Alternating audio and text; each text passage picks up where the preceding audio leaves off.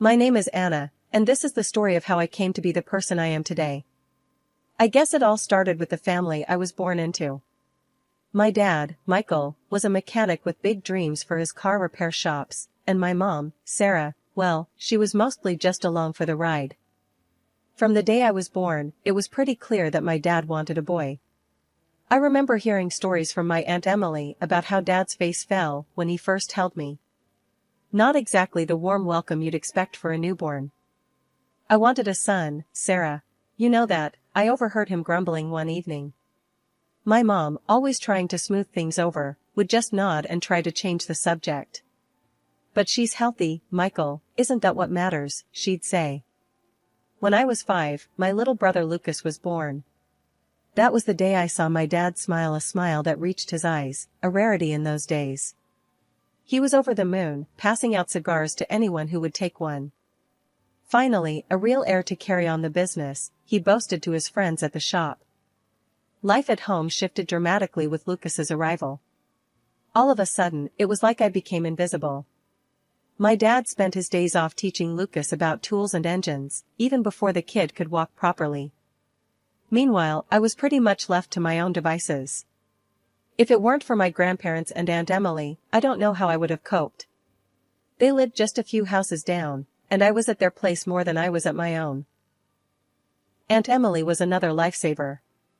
She didn't have kids of her own and seemed to get that life at my house wasn't exactly peachy. We'd spend afternoons at the park, and she'd listen to me ramble about school or whatever book I was reading. You know, kiddo, you're smarter than you think, she'd tell me as we walked home from the park. Don't let anyone, not even your dad, make you feel like you're second best. I clung to those words, especially on days when the difference in how my parents treated Lucas and me was blindingly obvious. Like that one time when my dad came home with a brand new bike for Lucas. I remember standing there, hoping maybe there was one for me too. Why would you need a bike, Anna? It's not like you go out much, Dad said with a shrug when he saw me eyeing the bike. I ran out of the house, tears stinging my eyes, straight to my grandma's. She was in her garden, as usual, and without a word, she opened her arms wide, and I buried my face in her apron. Let them talk, Anna. You're going to outshine them all one day, you'll see, she whispered as she stroked my hair. One chilly morning in October, right after my 10th birthday, my grandparents decided to surprise me with something special, a cell phone. It wasn't anything fancy, just one of those basic models that could make calls and send texts, but to me, it might as well have been a diamond. We were in their cozy kitchen, the smell of freshly baked cinnamon rolls still lingering in the air. Grandma handed me a small, wrapped box with a mischievous twinkle in her eye. Go on then, Anna, open it up. It's high time you had one of these. As I tore off the wrapping paper and saw what it was, my eyes must have been as big as saucers. Really? For me? I squeaked, hardly believing it. Of course, for you. Grandpa chuckled, his voice booming warmly. Every young lady needs to stay connected these days. I spent the next few hours fiddling with the phone, setting it up with Grandma's help, and saving their numbers as my first contacts. But my excitement was short-lived. The next day, I made the mistake of taking my new phone home. I was in the living room, showing it off to Aunt Emily, who had dropped by, when Dad walked in from work. What's that you've got there? His tone was more curious than kind, his eyebrows knitting together as he peered at the phone in my hands. It's my new phone. Grandma and Grandpa gave it to me, I said, a bit too eagerly. Dad's face hardened in an instant, and he reached out, snatching the phone from my grasp. This is too much for a kid your age. Lucas needs this more than you do. But, I started to protest, but Aunt Emily put a hand on my shoulder, giving it a gentle squeeze, a silent signal not to argue. Lucas, who had been playing with his toy cars on the floor, looked up, clueless but interested in the sudden tension. Dad wasted no time, he shoved the phone into Lucas's hands. Here, son, you can have this. Learn to take good care of it. I felt a surge of anger and injustice boiling inside me, but before I could say another word, Aunt Emily steered me out of the room. Let's go for a walk, Anna. Cool down a bit, huh? Outside, Aunt Emily let out a long sigh. Your dad can be a real jerk sometimes, you know? But we've got your back. I don't get it, Emily. Why does he always do this? Why am I always the one who has to give up everything? My voice cracked, the hurt too raw to hide. Aunt Emily stopped walking and turned to face me, her expression serious. Listen, kid, life's not fair, especially not in your house. But remember, you're not alone. Let me talk to your grandparents. We'll sort this out. True to her word, Aunt Emily and my grandparents confronted Dad the following day. They didn't let up, arguing in hushed, tense tones in the dining room while I pretended not to listen from the stairs. Grandpa's voice was firm, a rare sternness to it. Michael, you had no right to take that phone from Anna. It was our gift to her, not yours to reassign to Lucas. Dad scoffed, dismissive as ever. Oh, come off it, Dad. It's just a phone. And Lucas is the one who needs it more. It's not about the phone, Mike. It's about respecting Anna and our choice to give her something. Grandma chimed in, her voice sharp with frustration. In the end, Dad grudgingly handed the phone back to me, his eyes avoiding mine. Here, take it. Just don't expect any more favors. Life has a way of throwing you curveballs, and mine came crashing down the autumn I turned 11. It was a day like any other. I was walking home from school, crunching the fallen leaves under my sneakers, when I noticed something off. The front door was open, and there were more cars parked outside our house than usual. As I walked in, the atmosphere hit me like a brick. My Aunt Emily was there, tears streaming down her face, while my parents stood off to the side, looking more annoyed than concerned. What's going on? I asked, dropping my school bag by the door. Anna, it's your grandparents, there's been an accident, Aunt Emily managed to say through sobs. A train accident, terrible thing, my dad added flatly, as if he was talking about a delayed delivery at his shop. The news shattered me. My grandparents weren't just family, they were my lifeline, the ones who made sure I felt loved when my own parents couldn't bother. Losing them felt like losing my entire world. The funeral was the hardest day. I remember standing there, the cold wind biting at my cheeks, listening to the murmurs of how tragic it was, how good they were, how unfair life could be. After the funeral, things moved quickly. My dad wasted no time. Emily, you need to clear out from their house. We're selling it. Need to cash in on the estate and settle things quickly, he said as we sat in the living room, still surrounded by condolence flowers. Aunt Emily, still raw from grief, looked at him like he was a stranger. Michael, can you hear yourself? Mom and Dad haven't even been gone a week, and you're already talking about money? Life goes on, Emily. We can't sit around and mope. There's a lot at stake. My mom chimed in, her voice cold and detached. That night, Aunt Emily packed up her things and moved into a small apartment just a few blocks from our house. She asked me to help her, probably to give me a break from the oppressive atmosphere at home. As we packed up her belongings, our conversation drifted to what was to come. Why are they so cold? How can they not care? I asked, frustration and sadness mingling in my voice. Some people just show their true colors at times like this, kiddo. But remember, you've got me. No matter what, I'm here, she assured me, pulling me into a hug. The loss of my grandparents was more than just an emotional blow, it changed my entire life setup. Suddenly, I was more of a maid than a daughter at home, cleaning and cooking because my mom decided it was time I learned to pull my weight. Aunt Emily's apartment became my refuge.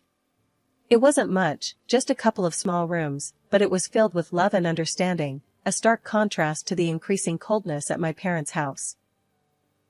I was still reeling from everything that had happened after losing my grandparents when life decided to throw me yet another curveball. It was a typical Friday afternoon. I had just come home from school, expecting to find the usual empty house until my parents and brother got back. But today, even the emptiness felt different, everything was too quiet, too still. I walked up to the front door and found it locked. My heart started pounding as I realized something was off. I rang the doorbell a few times, waited, but no answer. It wasn't long before Mrs. Jenkins, the nosy neighbor from across the street, came out. Looking for your family, Anna? She called out from her porch, her voice carrying a mix of concern and curiosity. Yeah, do you know where they went? I asked, trying to keep my voice steady. Oh, they packed up some bags and drove off early this morning. Said something about a weekend trip. Didn't they tell you? Her words hit me like a ton of bricks. No, they didn't, I managed to say, feeling the sting of tears in my eyes.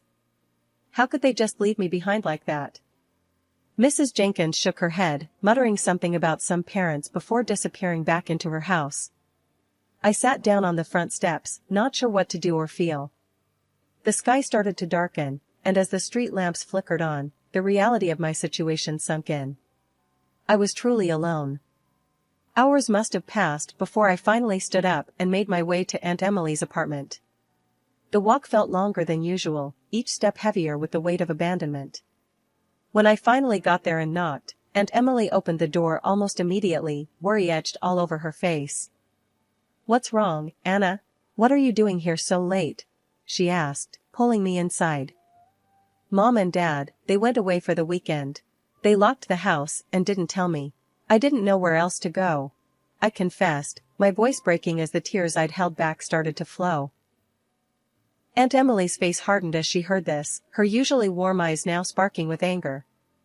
"They did what? That's it. I'm calling your father." She dialed the number, and after a few tense moments, Dad answered. I could only hear one side of the conversation, but Aunt Emily's tone was enough to tell me it wasn't going well. "Yes, Michael, your daughter, my niece, is here with me because you left her behind," she snapped into the phone. "No, this isn't just a little mistake. You can't just lock your child out and take off for the weekend."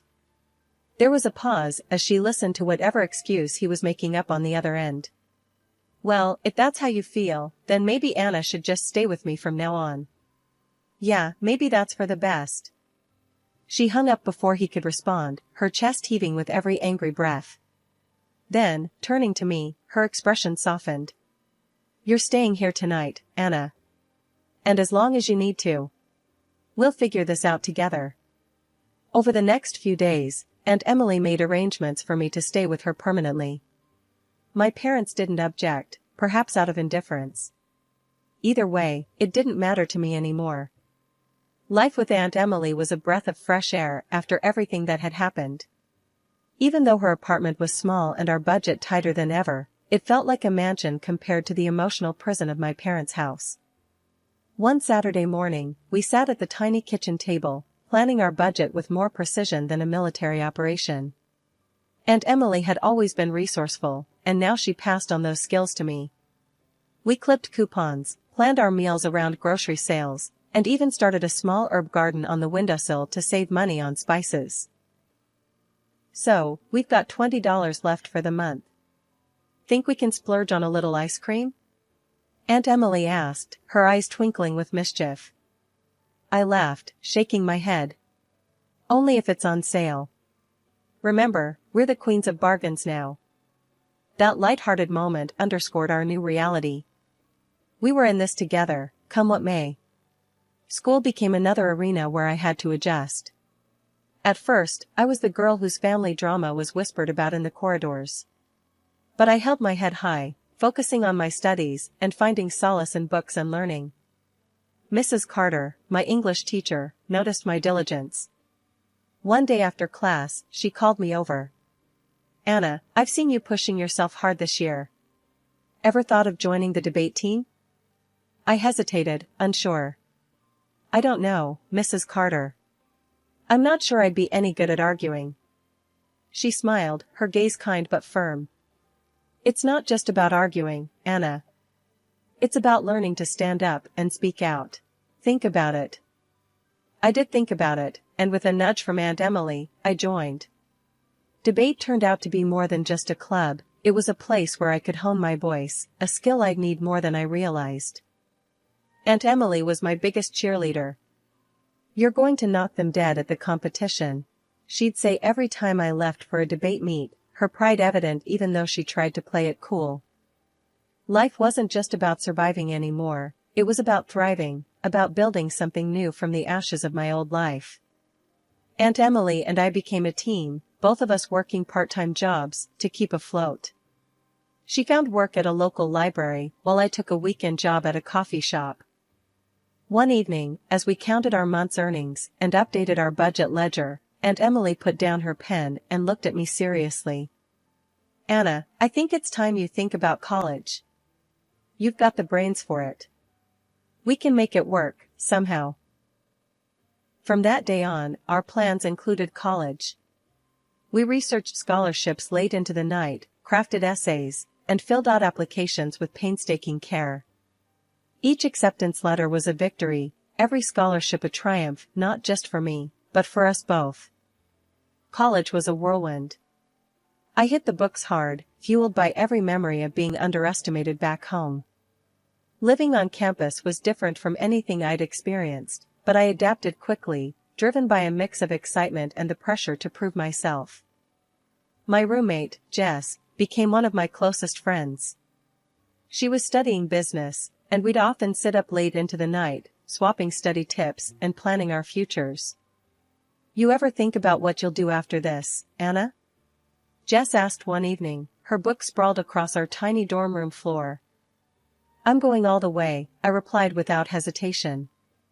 "Law school. I want to make a difference, you know? Really change things." I thrived on it, pushing myself to be better every day. The long hours and endless reading were exhausting, but every time I wanted to quit, I'd think of Aunt Emily and her belief in me, and that would be enough to keep me going. During my final year, one of my professors, Professor Carter, called me into his office. He was a stern man, known for his tough grading, but he respected hard work. "Anna, your thesis on family law was exceptional. Have you thought about where you might want to work after graduation?" he asked, peering at me over his glasses. "I've been looking at several firms, sir. I want somewhere I can really get into family law, maybe even start a specialty in it," I said, trying to sound as confident as I felt. "Well, I have a recommendation for you. A firm downtown is looking for bright, new talent. I can put in a good word," he offered, his tone suggesting it wasn't an offer he made lightly. "Thank you, Professor Carter. I'd appreciate that very much," I replied, a mix of gratitude and excitement swirling in my chest. I landed the job at the firm right after graduation. It was a prestigious place, the kind where you either sank or swam. I chose to swim. Days turned into nights as I worked on case after case, earning a reputation as a meticulous and fierce advocate. It was at a networking event hosted by the firm where I met Michael, a businessman with a keen interest in the intersections of law and commerce. Our first conversation was about a case I was working on, but it quickly turned personal. 2 years later, we got married in a small ceremony. Aunt Emily was there, tears of joy streaming down her face as she watched me say my vows. "You did it, Anna. You really did," she whispered as she hugged me tight. With Michael's support, I took the biggest leap of my career. I opened my own law firm. It was terrifying and exhilarating all at once, but I was ready for the challenge. We moved to another state where the market was ripe for a new firm, especially one led by a woman with a fresh perspective. Our firm quickly made a name for itself, and as my professional life flourished, so did my personal life. Michael and I welcomed a son, a joyous addition to our family. Life was full, busy, and deeply satisfying. My law firm's success was more than I could have hoped for, and with each successful case, my reputation grew. This caught the attention of local media, and soon, I was invited to speak on TV about domestic violence. The interview went well, sparking discussions across various social platforms. I received an invitation from the governor's office. I was to be recognized for my contributions to child welfare and family law.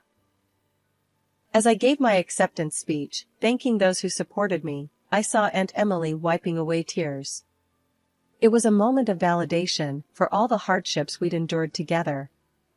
One day, after a particularly long day at the office, I was walking through the parking lot towards my car when I noticed 2 elderly people looking around uncertainly.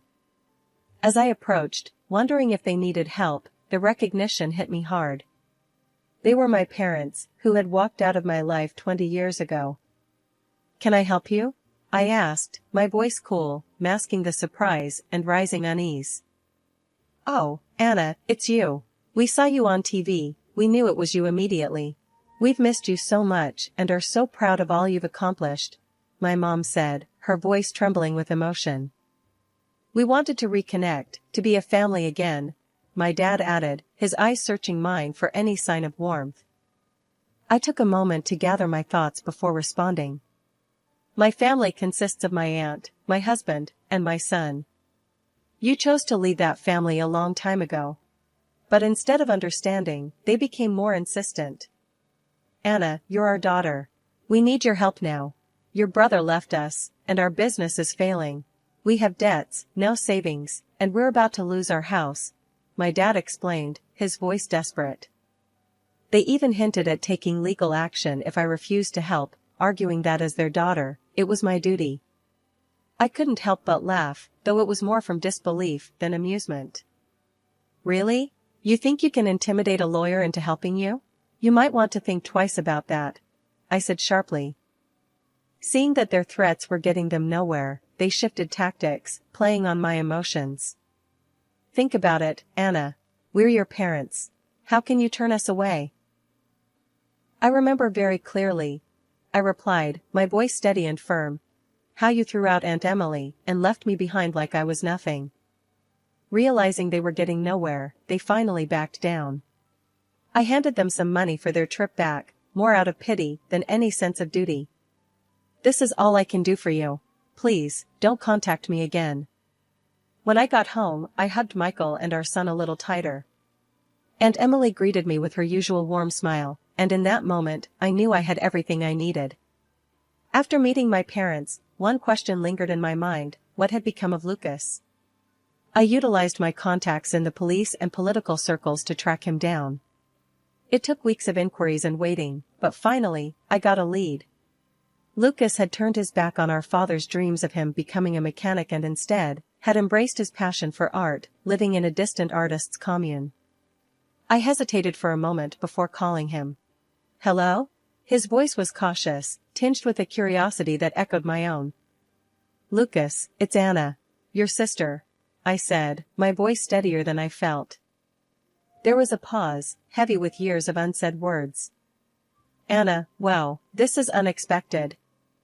I know it's been a long time. I found out where you were. I hope it's okay that I called. Yeah, of course, he replied, the initial shock giving way to a more relaxed tone. How did you find me? I asked around. I needed to know you were okay, I admitted. The conversation began awkwardly, with each of us tentatively probing the years we'd missed in each other's lives. We agreed to meet at a small cafe halfway between our homes, a neutral ground to rediscover the sibling relationship we'd lost. Sitting across from Lucas a few days later, the initial awkwardness was palpable. So, you're an artist now? I ventured, eager to bridge the gap. Lucas smiled, a genuine, proud smile. Yeah, I am. It's been a tough ride, but I wouldn't change it for anything. He pulled out his phone and scrolled through photos of vibrant paintings, each a burst of color and emotion. I'm hoping to make a real go of it. His work was impressive, and I felt a surge of pride. They're beautiful, Lucas. You've really found your calling. He shrugged modestly. I'm trying. Dad, he never understood. He wanted me in the shop, but that life was never for me. We talked for hours, gradually easing into a comfortable camaraderie, reconnecting not just as siblings, but as adults who had navigated their own trials. I could introduce you to some people in the art world, I offered, eager to help him pave his way to success. Lucas shook his head, a determined glint in his eye. Thanks, Anna, but I need to do this on my own. I want to prove to myself, and maybe a bit to Dad, that I can make it without any handouts. His words echoed my own journey, and I couldn't help but respect his decision. I understand. Just know I'm here, okay? Whatever you need. As we parted ways, Lucas handed me one of his smaller paintings, a beautiful landscape bathed in sunset hues.